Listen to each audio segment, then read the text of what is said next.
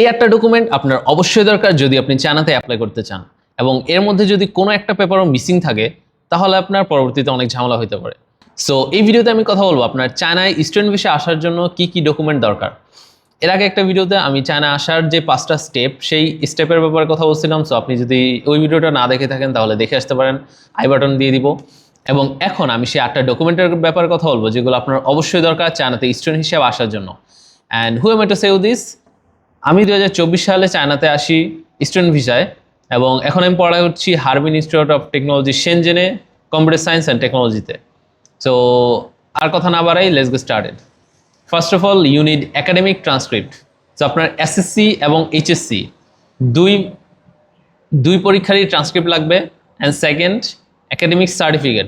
So same SSC এবং HSC certificate, but এইচএসসির ক্ষেত্রে অনেক সময় দেখা যায় অনেকে আর্লি অ্যাপ্লাই করে, বা এইচএসসি হয়তো দিছে সার্টিফিকেট এখনো বের হয় নাই, সেক্ষেত্রে অনেকে একটা টেম্পোরারি সার্টিফিকেট নিয়ে আসে, বাট ওই টেম্পোরারি সার্টিফিকেট চায়নাতে অ্যালাউ করে না।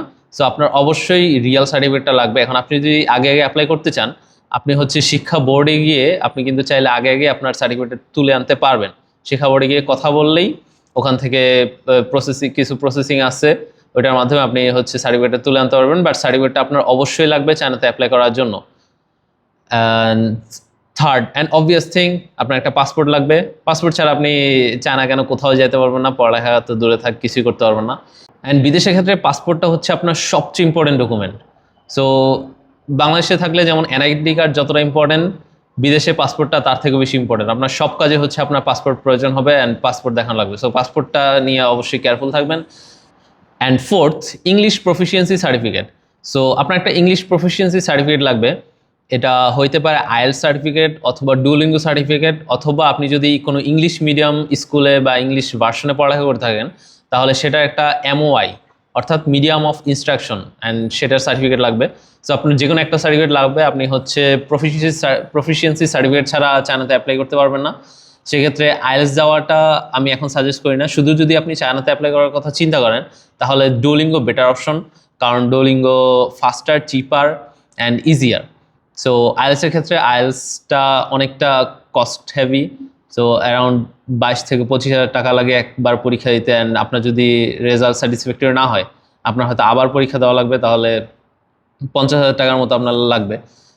অ্যান্ড সেক্ষেত্রে ডুওলিঙ্গোটা অনেক ইজিয়ার, আর তাছাড়া অনেক কস্ট ফ্রেন্ডলি। আপনার হয়তো খুব একটা বেশি টাকা লাগবে না। আমি ডুওলিঙ্গোর ব্যাপারে এক্সাক্ট জানি না কত টাকা লাগে এখন, কিন্তু ডুওলিঙ্গোর রেজাল্ট অনেক তাড়াতাড়ি চলে আসে। সো আপনি যদি আর্লি তাড়াতাড়ি অ্যাপ্লাই করতে চান, এবং আপনার হয়তো আইএলটিএস যদি দিতে চান, আইএলটিএস দেওয়ার 2 সপ্তাহ আগে আপনার অ্যাপ্লাই করা লাগবে, এবং আইএলটিএস পরীক্ষা দেওয়ারও আরও 2-3 সপ্তাহ পর আপনার রেজাল্ট বের হবে।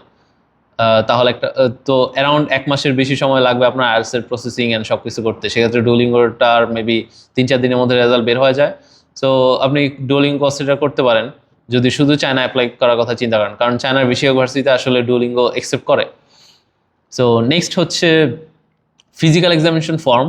আমি ফিজিক্যাল এক্সামিনেশন ফর্মটার লিঙ্ক অথবা পিডিএফটা আমি নিচে দিয়ে দিব, অথবা ফার্স্ট কমেন্টে পিন করে দিব।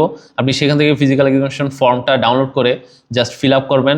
এই একটা সিম্পল ফর্ম, এটা জাস্ট ইউটিউব দেখে বা আপনি যদি চান আমি একটা ভিডিও বানিয়ে দেবো যে কীভাবে ফর্মটা ফিল আপ করে। সো ফর্মটা জাস্ট ফিল আপ করবেন, তারপর আপনার যে কোনো একটা ডাক্তার থেকে জাস্ট একটা রেকমেন্ডেশন বা সিল নিয়ে নিলে হবে যে হ্যাঁ আপনার ফর্মটা ঠিক আছে। অথবা আপনার যদি কোনো স্পেসিফিক ইউনিভার্সিটি থেকে বলে দেয় যে এই টেস্টগুলো করা লাগবে, তাহলে হয়তো আপনার মেডিকেলে গিয়ে বা হসপিটালে গিয়ে ওই টেস্টগুলো করে তাদের দেখানো লাগবে টেস্টের সার্টিফিকেট। বাট ইউজুয়ালি বেশিরভাগ ভার্সিটিতে শুধু একটা জাস্ট সার্টিফিকেট, ওই ফর্মটা ফিল আপ করলে হয়, এক্সট্রা কিছু লাগে না। মেডিকেল ওরা করায় এখানে চায়নাতে আসার পর, চায়নায় আসার আগে বাংলাদেশ থেকে মেডিকেল করানো লাগে না বেশিরভাগ চাইনিজ ইউনিভার্সিটিতেই। নেক্সট আপনার যেটা লাগবে সেটা হচ্ছে 2টা রেকমেন্ডেশন লেটার। সো রেকমেন্ডেশন লেটারগুলো আপনি আপনার কলেজের যে কোনো টিচার থেকে বা কলেজ কর্তৃপক্ষ থেকেও নিতে পারবেন।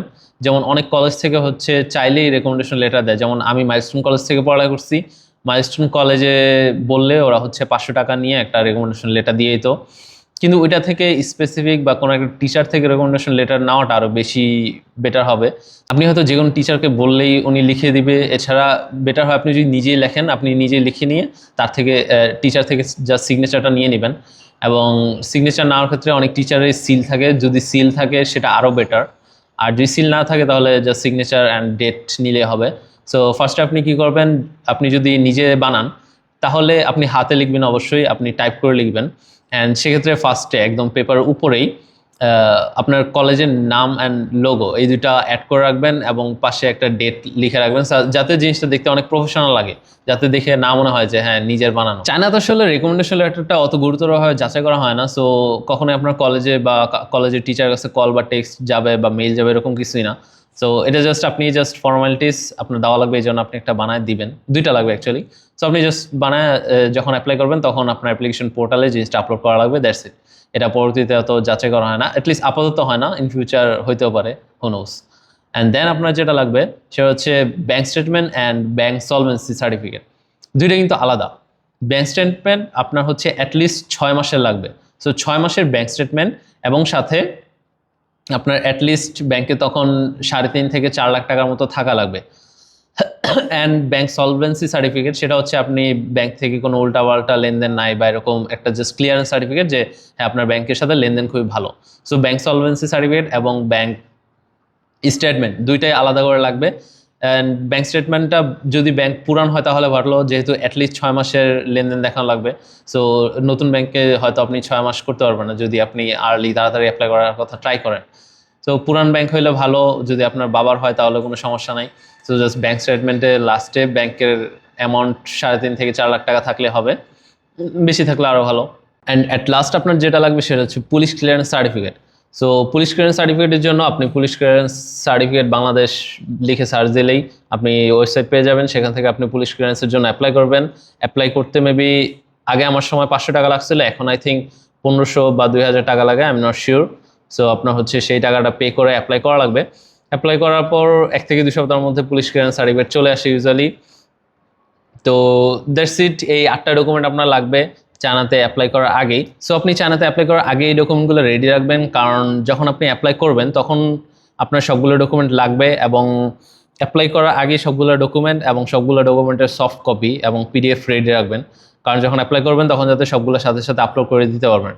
কারণ যখন আপনি একবার অ্যাপ্লিকেশন শুরু করবেন তখন যদি আপনার কোনো একটা পেপার মিসিং থাকে তখন জিনিসটা ঝামেলা হবে, যে আপনি অ্যাপ্লিকেশনের মাঝে আছেন এবং আপনার পেপারটা নেই, তখন জিনিসটা রেডি করতে গেলে আরও টাইম লাগবে এবং এক্ষেত্রে আপনার অ্যাপ্লিকেশনের মাঝে আটকায় থাকবেন, সেটা সাবমিটও করতে পারবেন না, আবার ক্যান্সেলও করতে পারবেন না। সো একটা ঝামেলা। সো ঝামেলা না দরকার নাই, সবগুলো ডকুমেন্ট আগে রেডি করবেন, তারপর আপনার ভার্সিটিগুলো অ্যাপ্লাই শুরু করবেন। That's it, that's for the video. আর আপনার যদি অন্য কোনো কোশ্চেন থাকে আপনি আমাকে কমেন্টে জিজ্ঞেস করতে পারেন। আর তাছাড়া নেক্সট কোন টপিকে আপনি ভিডিও দেখতে চান নিচে আমাকে অবশ্যই কমেন্টে জানাবেন। Thanks for watching this video. ভিডিওটা ভালো লাগলে জাস্ট একটা লাইক দিয়ে দিবেন। That's it, thank you.